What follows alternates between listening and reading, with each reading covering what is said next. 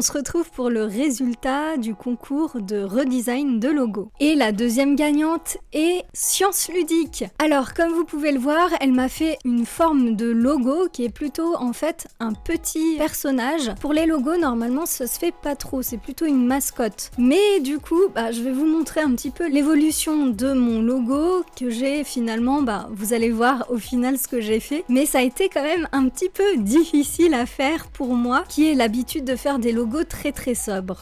Voici donc tout de suite les étapes faites pour le logo de Science Ludique.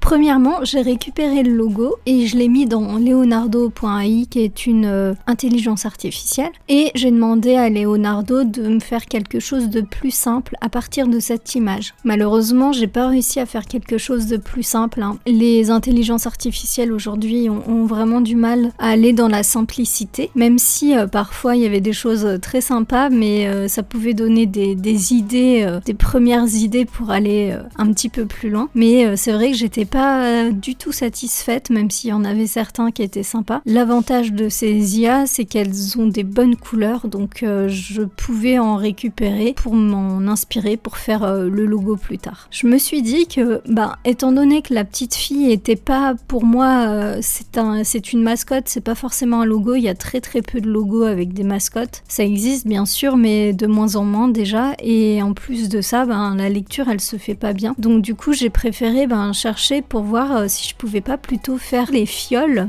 de potions, parce que vu que ça représente les sciences, j'avais très envie de voir un petit peu ce que je pouvais faire avec. Donc j'ai fait des essais, pas très concluants comme vous pouvez le voir, mais ensuite à force de travailler dessus, j'ai réussi à faire une fiole un peu plus sympa. Donc j'ai repris les couleurs, les idées, etc. Mais j'ai vraiment cherché pour aller vraiment dans la simplicité que ça représente le logo, en fait, le nom Science Ludique. Alors le ludisme, c'est très difficile à retranscrire, quoique on aurait pu, j'aurais pu choisir de mettre quelque chose qui ressemble à quelque chose de ludique, comme un dé, un pion, voilà, ce genre de choses pour représenter le jeu. Mais j'ai pas réussi, donc j'ai fait des recherches aussi, des recherches de typographie. J'en ai trouvé une qui est vraiment sympa, je trouvais qu'elle convenait bien parce qu'elle était assez arrondie, tout en ayant des empattements, donc vous savez les petites pattes.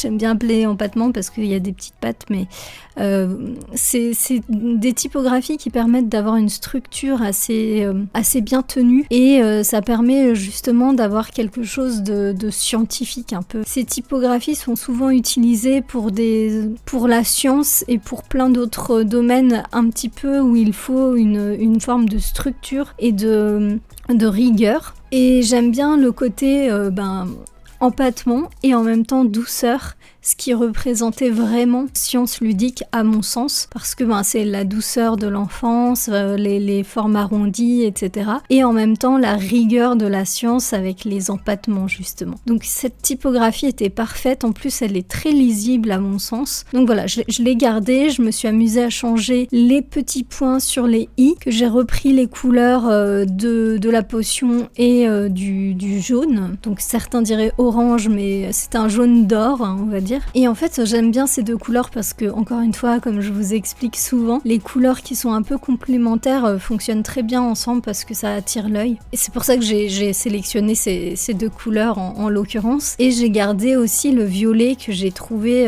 dans le logo initial. Donc ça fait grossièrement 3 couleurs, et ce qui est très bien pour un logo. Donc comme vous pouvez le voir, j'ai fait vraiment beaucoup d'essais. J'ai vraiment testé plein de choses, et des couleurs, etc., des nouvelles couleurs. Mais c'était toujours pas concluant. J'essayais vraiment de faire au mieux. J'ai vraiment pas apprécié ce que ça donnait au final, même s'il y en avait qui étaient plutôt sympas, on va dire. J'ai failli en prendre un, mais finalement je me suis dit que ça ne convenait pas, c'était peut-être un petit peu trop sobre justement, et vu qu'on s'adresse à un public d'enfants, je me suis dit qu'en fait finalement la mascotte c'était pas si mal. Donc après moult essais, j'ai refait en fait la petite fille, mais vu que Midjourney l'avait faite un petit peu de manière trop précise avec trop de détails. Je l'ai refaite avec beaucoup moins de détails, donc moi c'est vraiment pas mon métier de faire des petits enfants comme ça. Donc j'ai repris vraiment tous les traits, j'ai tout simplifié, j'ai essayé quand même de lui donner un petit côté coquin comme elle avait. Je trouve que son petit air il est marrant, ça donne un côté un peu coquin mais tout en restant dans l'enfance. Voilà, donc j'ai vraiment changé l'ensemble. Alors effectivement elle est peut-être pas aussi entre guillemets jolie que celle initiale, mais pour moi c'était important de simplifier et c'est pour ça elle a pas autant de dégradés, de détails dans les cheveux notamment, mais ça permet d'avoir quelque chose qui ressemble plus à un logo. J'ai essayé de faire quelque chose de sobre, j'ai repris finalement, pour pas l'avoir fait pour rien, non c'est pas pour ça, mais j'ai refait la fiole que j'avais faite parce que je trouvais qu'elle convenait bien, qu'elle allait bien avec l'ensemble. Ça permettait de mettre en valeur cette petite fiole sans non plus qu'il y en ait trop en fait dans le logo. J'ai fait 2 essais, donc je donnerai en fait la petite fille version avec un fond violet foncé et celui sans le fond violet foncé. Ça sera à la gagnante de choisir celle qu'elle préfère et en même temps elle pourra prendre les deux parce que les deux versions peuvent convenir. Moi j'aime bien la deuxième sans le fond pour le côté je peux séparer le titre de l'image et en même temps j'aime bien la première parce que justement les deux ensemble vont mieux, ça s'assemble mieux alors que le second malheureusement le titre ça semble pas très bien. J'ai fait pas mal d'essais pour essayer de trouver une manière de bien les assembler mais ça a été un peu compliqué. Donc finalement en fait je pense que les deux sont très très bien. J'espère que ça lui plaira. J'espère que vous aurez aimé ce redesign de logo. En tout cas moi celui-ci m'a donné pas mal de fil à retordre et j'ai beaucoup apprécié. N'hésitez pas à vous abonner pour la suite et pour avoir plein d'astuces de redesign de logo mais aussi de graphisme, de mise en page etc.